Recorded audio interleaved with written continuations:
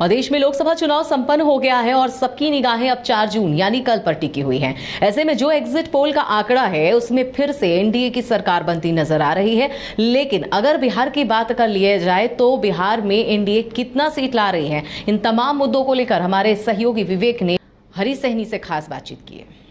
मेरे साथ बातचीत करने के लिए हरीश सहनी जी हैं, जो बिहार सरकार के मंत्री हैं और बीजेपी के नेता हैं। सर, एग्जिट पोल जो आ रहे हैं, एक तरफ एग्जिट पोल को लेकर विपक्ष सवाल उठा रही है और वहीं कल देखा चुनाव आयोग को भी जो पत्र लिखा गया जिसमें वो अपना टिप्स दिया कि जो पहले बैलेट पेपर से ही गिनती करवाएं। किस तरीके से देख रहे हैं? देखिए, एग्जिट पोल आज आया है। अब पहले जो है जनता क्या कहती थी, पहले तो आप बिहार नहीं पूरे देश के कोने कोने में जहाँ गया हर जगह तो जनता आवाज़ लगाई है कि अब की बार 400 पार। तो ये कौन चीज़ के लेके है?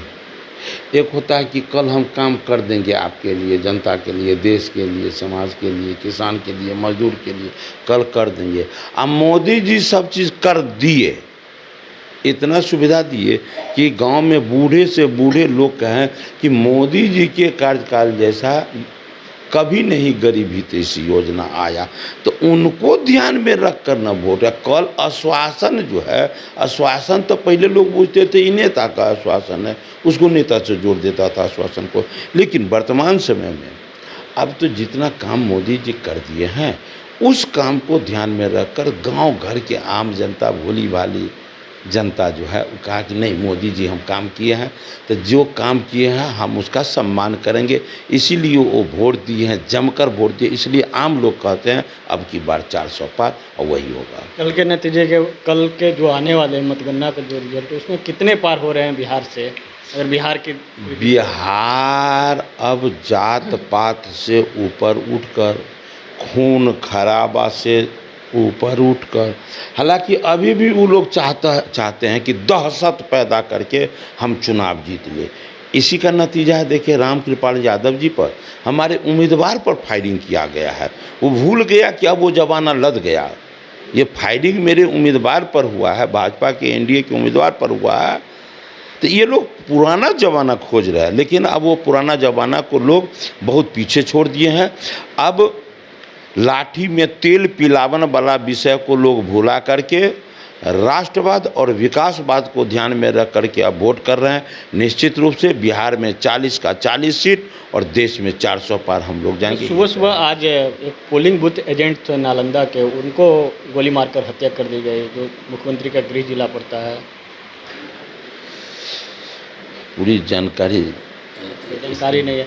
वहाँ एक पोलिंग एजेंट थे, उसको उस बार धमकी दिया गया था कि आपको अगर यहाँ नहीं बढ़िया से चुनाव होने दिए तो आपको हम देख लेंगे आगे चलकर। उसका नतीजा देख लेंगे। आप वैसे जो बोलते हैं, अब पोलिंग एजेंट के बारे में कह रहे हैं, जब उम्मीदवार पर जो जिनका संपूर्ण जीवन राजनीति में है कितना सबलता है, सब लोग जानते हैं कि आदरणीय हमारे रामकृपाल यादव जी कितना उनका राजनीतिक कैरियर है। उन पर जब फायरिंग कर सकते हैं लोग, ये कौन लोग हैं? आदतन जो बम रिवॉल्वर के बल पर जो सत्ता में बने रहते थे उसी का महत्व देते थे। जनता के काम, जनता के स्नेह प्यार का आवश्यकता उन्हें नहीं रहता था। वही लोग, कुछ लोग हैं जो अभी आदत से मजबूर है तो वही लोग ऐसा कर रहे हैं।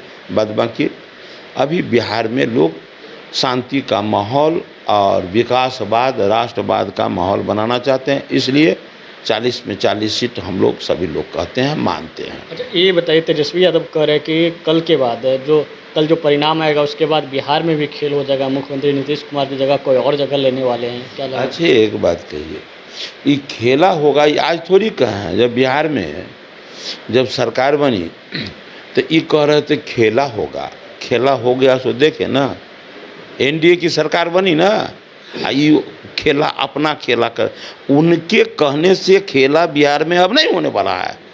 जो खेला जनता पर है, एनडीए के नेता पर है, वो खेला बिहार के हित में होगा, बिहार के जनता के हित में होगा, देश के हित में होगा।